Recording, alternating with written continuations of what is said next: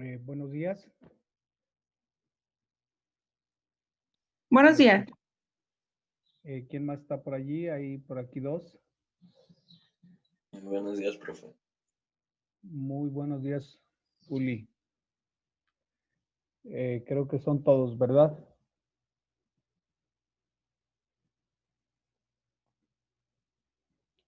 Bueno, pues vamos a comenzar. Una pregunta. ¿Están pasando asistencia en la plataforma? Porque hay algunos que se presentan en la sesión aquí en Zoom, pero ya en el momento de la plataforma resulta que pues no aparecen. ¿Sí me escuchan? Sí. Muy bien. Sí, ya en la plataforma ya no aparecen, entonces me preocupa un poquito. Por ahí creo que la única que va a regular de sus tareas es Sonia. Es usted, Sonia. Entonces también les pido por favor que suban sus tareas para, ya que próximamente pues vamos a tener examen. Es muy probable que el examen lo tengamos a través de aquí de la plataforma también.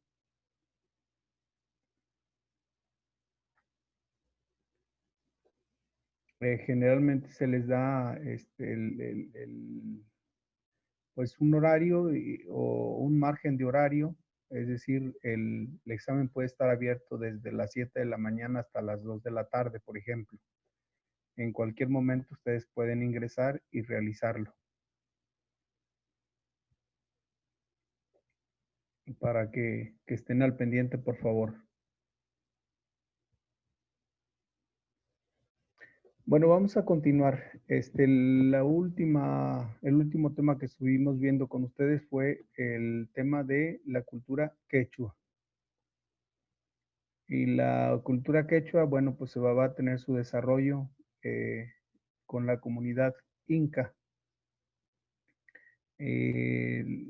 Entonces, ahora vamos a hablar de el tema que corresponde hoy, son las crónicas historias del descubrimiento y la conquista de América. En este caso, bueno, pues casi todo se centraliza en México. Hablamos de América porque propiamente es una narrativa de toda lo que es América, o lo que en su momento se conoce como América, ya que contempla todo lo que es la zona de Mesoamérica, que incluye desde México hasta Centroamérica. En este caso, Brasil y otras poblaciones hasta Argentina, pues no se contempla allí porque ellos van a ser conquistados por otras naciones. Entonces, por esa razón no aparecen dentro de estas crónicas. ¿Hasta aquí alguna duda?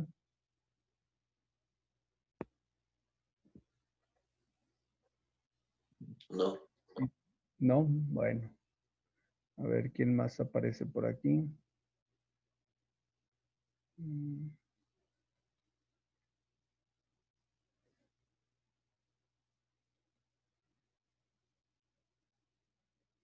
Creo que son todos, ¿verdad? No hay más gente que...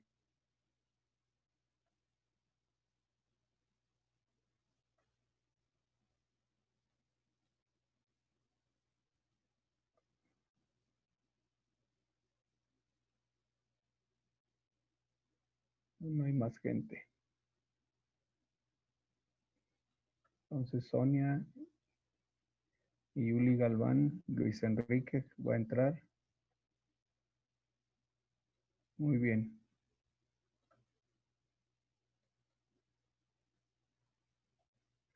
Entonces, Sonia, Uli, por aquí, Carla, Luis Enrique.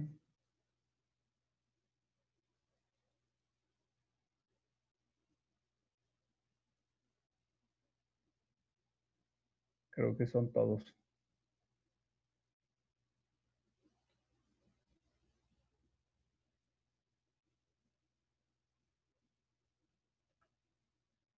Bueno, vamos a entonces hablar sobre las crónicas e historias del descubrimiento y la conquista de América. Y vuelvo a repetir, bueno, América se concentra en lo que antiguamente fue Mesoamérica.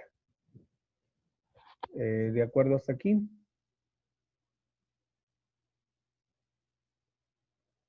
Bueno, primeramente los cronistas e historiadores de la conquista esencialmente fueron soldados, pero también entre ellos había misioneros y los mismos indígenas que de alguna manera, pues, habiendo sido sometidos, ya servían a los españoles, en este caso.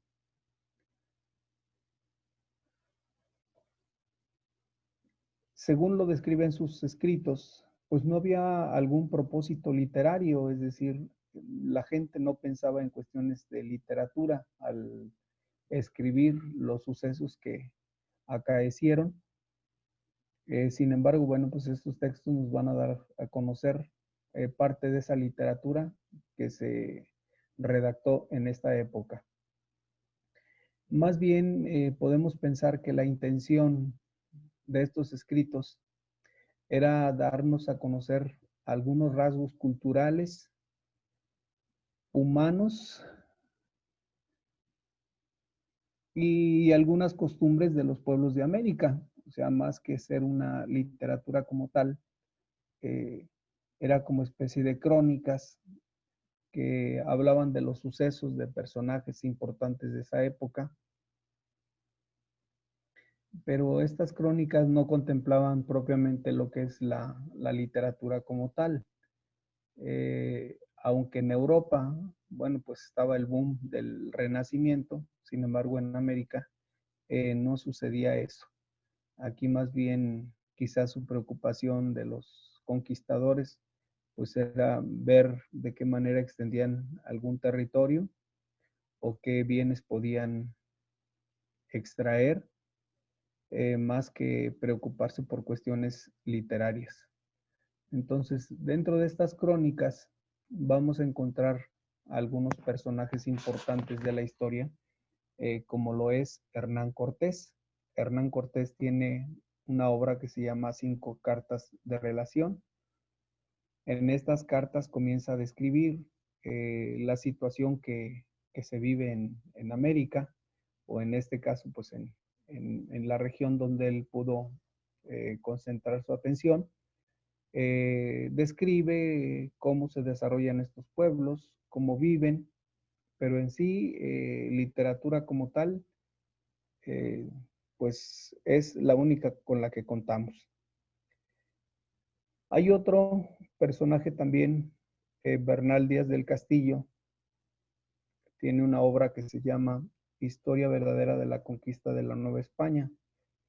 Hay una película por allí que se llama La Misión. Y la misión, bueno, pues trata de cómo los primeros misioneros jesuitas trataron de evangelizar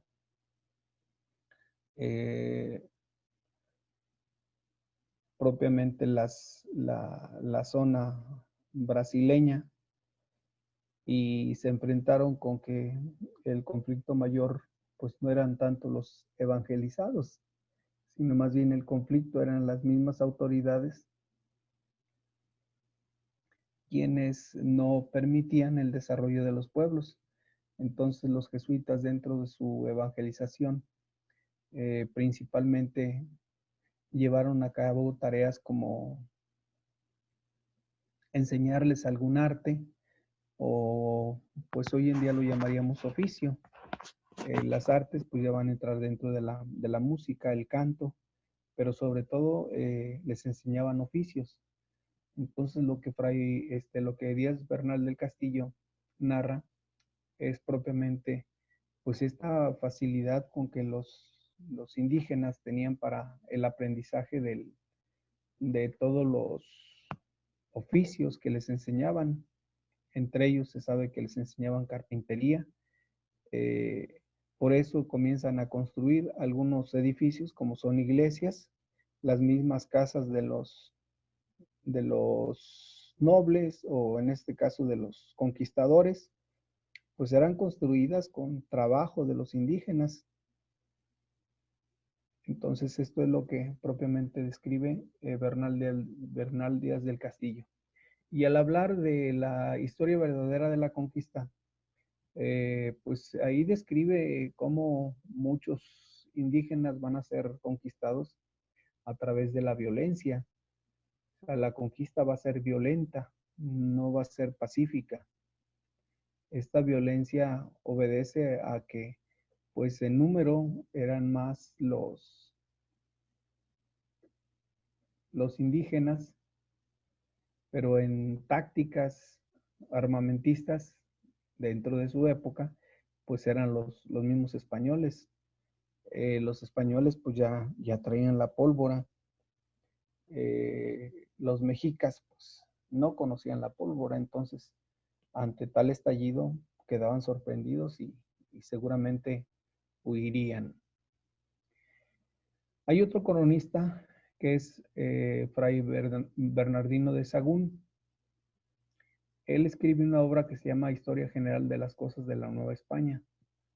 Él comienza a narrar de las cosas que más se presentan aquí, pues como son las costumbres, como es la nobleza de la gente, como son las creencias de la misma gente de aquí indígena. Entonces es propiamente lo que comienza a redactar.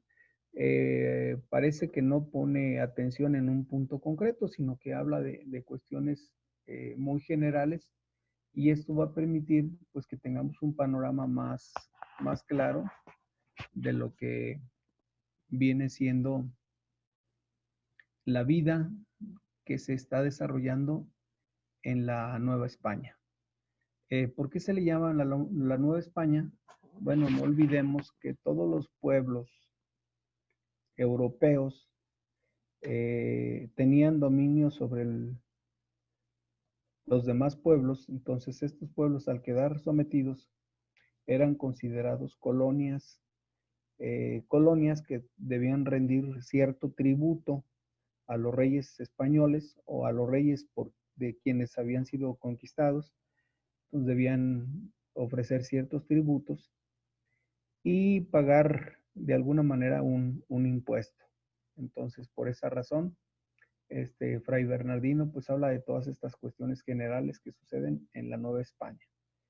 Y ya vuelvo a repetir, la Nueva España se llama porque, bueno, es una sociedad que se está gestando, que tiene dominio, pero que sigue dependiendo de la madre patria, en este caso de España. Por eso se le llama la Nueva España.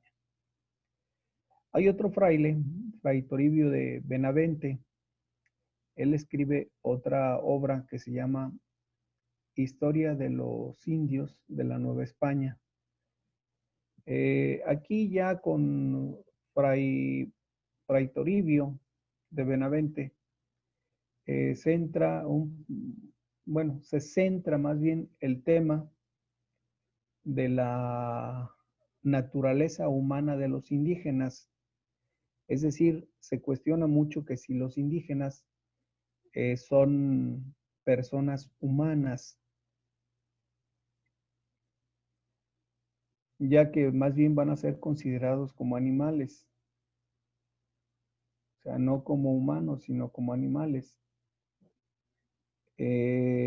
Algunos obispos incluso llegan a decir que son como especie de chachalacas o de cotorros o pericos, que simplemente reproducen un sonido que escucharon, pero eso no los hace humanos.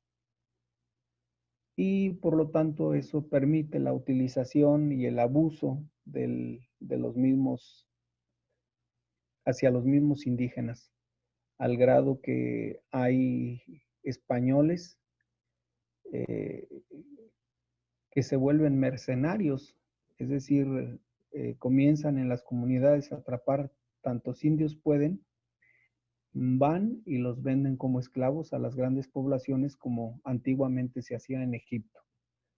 Entonces esto es algo pues terrible para entender. Sin embargo, bueno, pues es ese proceso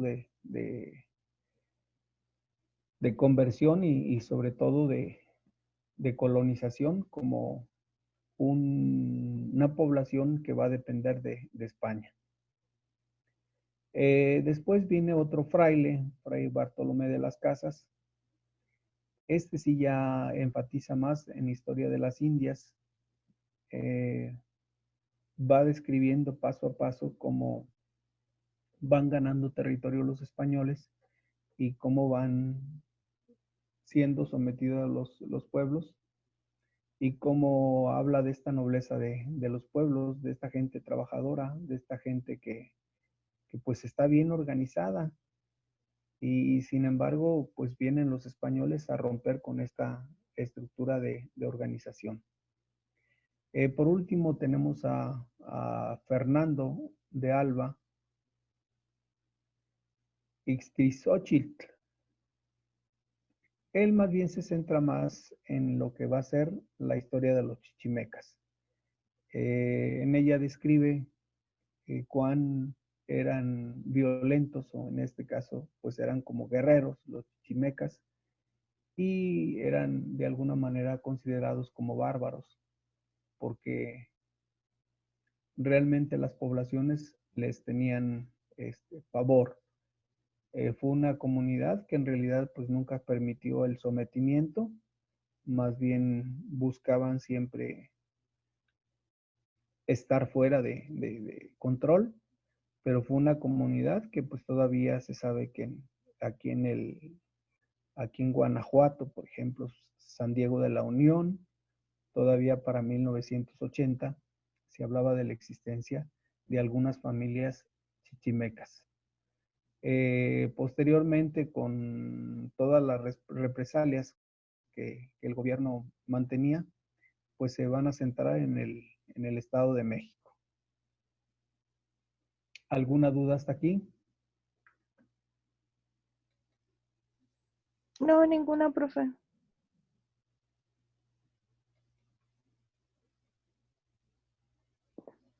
Bueno, entonces vamos a continuar. Viene otro cronista, ya por parte de los incas, Garcilaso de la Vega. Él tiene una obra que se titula Comentarios Reales. Dentro de estos comentarios reales, pues comienza a describir también la situación en la que fueron sometidos los pueblos, y sobre todo la representación de la autoridad, es decir, qué importante o qué representativa era la autoridad, al grado que los mismos pueblos van a tener que someterse. Viene otro fraile, ya no aquí en México, sino allá en Centroamérica. Estamos hablando de Fray Diego Durán. Él escribe también otra obra que se llama Historias de las Indias de la Nueva España. Y más o menos hace una descripción de la situación que sucede allá, a semejanza como la había realizado Bernal Díaz del Castillo. Es decir, hay cierto paralelismo, cierta descripción y cierta forma común de vivir, tanto aquí en México como en Centroamérica. Y a la fecha, bueno, pues podemos darnos cuenta que hay muchas similitudes entre nosotros y los americanos y sudamericanos o centroamericanos. Es decir, compartimos muchas formas de vida, compartimos concepciones, sobre todo de tipo religioso. Entonces, en ese sentido, hay muchas semejanzas. Después viene otro cronista, Hernando Alvarado de Sosomoc. Vuelve otra vez a hablar de una crónica mexicana, es decir, vuelve a retomar la situación por la que atraviesa la conquista aquí en México. Posteriormente viene Gonzalo Fernández de Oviedo. Él escribe una obra que titula Historia General y Natural de las Indias. En esta obra él describe propiamente lo que es la naturaleza del mismo indígena. Y la naturaleza que describe, pues es un hombre fuerte, un hombre con tradiciones muy arraigadas, un guerrero constante, pero estamos hablando de no un guerrero bélico, sino un guerrero, como le llamaríamos hoy en día, gente trabajadora, gente compartida, gente organizada. Es lo que describe en esta historia general. Viene otro cronista, Álvar Núñez, Álvar Núñez, Cabeza de Vaca. Él ya más bien comienza a describir los viajes que los marinos hacían o las travesías que hacían los marinos, por eso los titula naufragios, perdón. Estos naufragios, pues es esta descripción de lo que implicaba el trayecto entre España y México, ya que eran trayectos muy largos, porque las embarcaciones pues no tenían las máquinas que les permitieran recorrer los tramos en tiempos menores, duraban muchos días, porque acuérdense que eran las primeras máquinas de vapor, algunas incluso todavía necesitaban remos, entonces por eso los recorridos eran pues muy largos y duraban mucho tiempo. Después viene otro cronista, Pedro de Ciencia de León. Aclaro, es Pedro Ciencia de León, ciencia con Z al final, SZ, Pedro Ciencia de León. Él escribe una crónica del Perú. Y en esta crónica, pues igualmente narra la situación que viven los pueblos de manera muy concreta en el Perú. Después viene otro cronista, Juan Suárez de Peralta, donde él tiene una obra que se llama Tratado del Descubrimiento de las Indias y su conquista. Esta es una obra que propiamente viene a recopilar todos los sucesos acaecidos en las Indias. Es como especie de se me fue ahorita el nombre, perdón.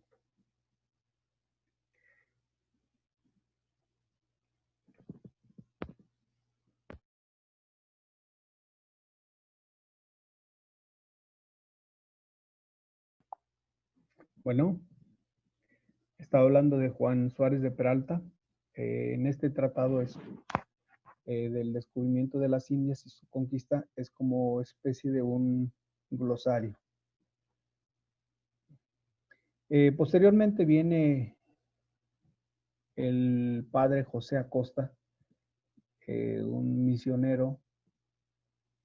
Él escribe una crónica que titula Historia Natural y Moral de las Indias.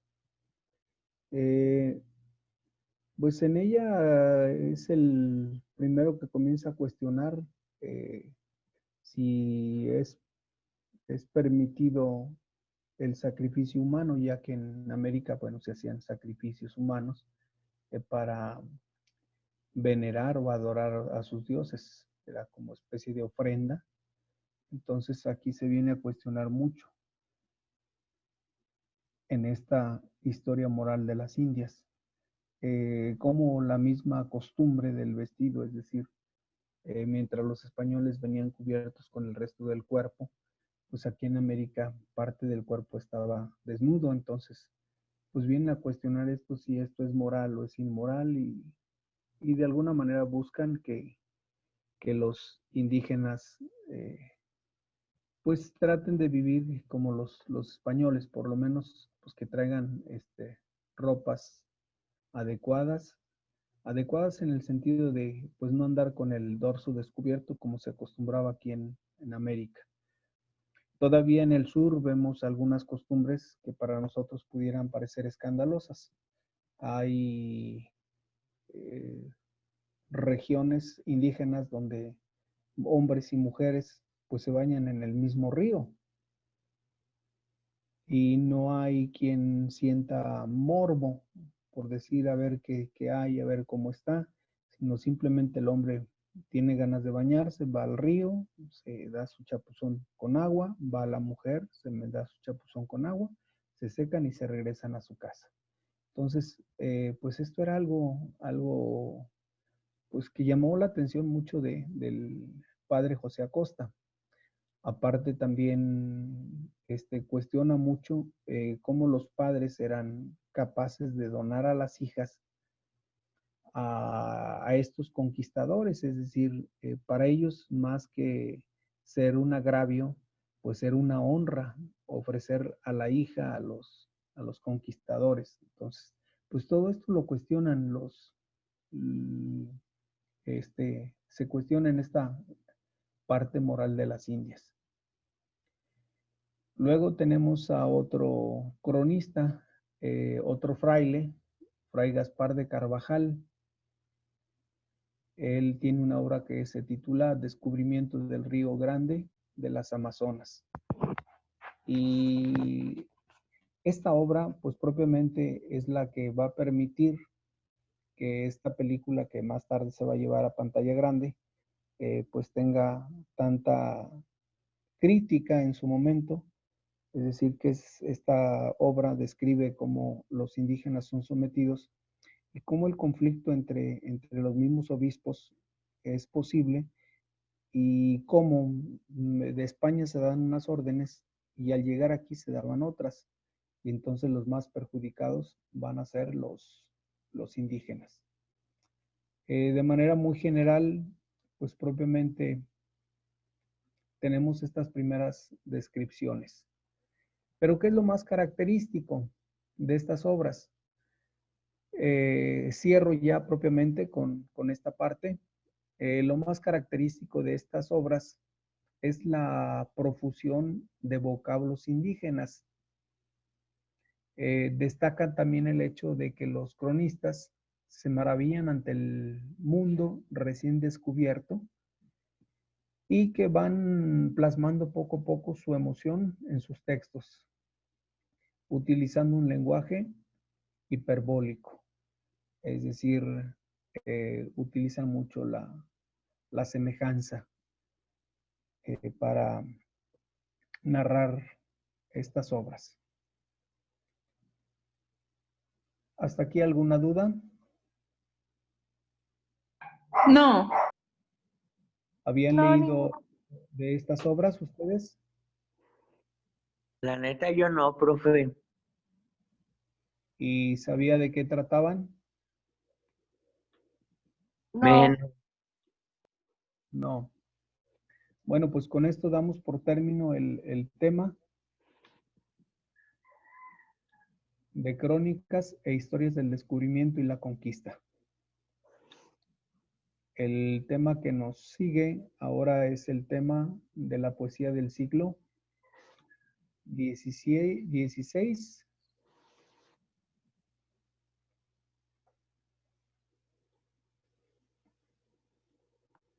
Esto pues ya lo tratamos la próxima o desean que de una vez comencemos.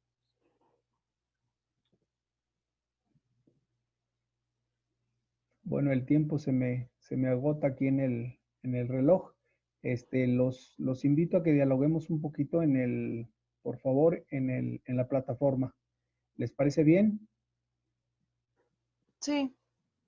Muy bien, entonces subo a la plataforma para seguir dialogando sobre esto. Voy a elaborarles un cuestionario para que me lo respondan ahorita. ¿Les parece? Va. Sí. Bueno, entonces cambio nada más de espacio.